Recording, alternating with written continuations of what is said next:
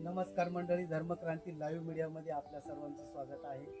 आज वैजापूर तालुका संभाजीनगर जिल्ह्यामध्ये या पारोळा गावामध्ये अतिशय प्राचीन असं पारेश्वर महादेवाचं मंदिर आहे आणि अतिशय जागरूक असा या मंदिराचा पूर्व इतिहास आहे। 1994 साली या भव्य अशा मंदिराची जीर्णोद्धार प्रक्रिया पूर्ण पडली। या अगोदर छोट्या स्वरूपाचं मंदिर होतं, ते गावकरी आणि पंचक्रोशीतील लोकांनी या मंदिराची प्राचीनता बघून या मंदिराची 1994 रोजी पुनर्निर्मिती केली, पुनर्बांधणी केली आणि अतिशय सुंदर असं हे शिवमंदिर आपल्याला या ठिकाणी बघायला मिळते।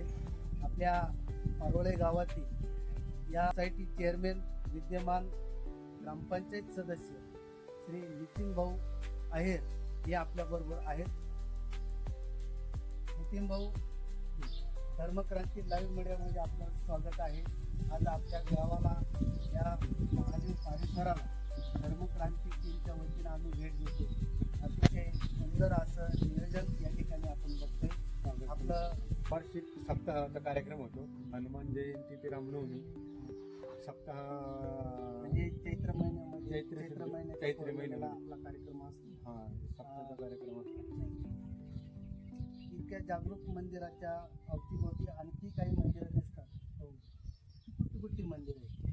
अजून याच्या शेजारी हनुमान मंदिर आहे, गणपती मंदिर आहे, शनिदेव मंदिर आहे, पांडुरंगाचं मंदिर आहे, आपलं छत्रपती शिवाजी महाराजांचं स्मारक आहे, छोटंसं शनिदेव मंदिर आहे आणि टेकड्यावरती लक्ष्मीचं मंदिर आहे आणि आता नवीनच परत खंडोबाचं मंदिर बांधलेलं आहे।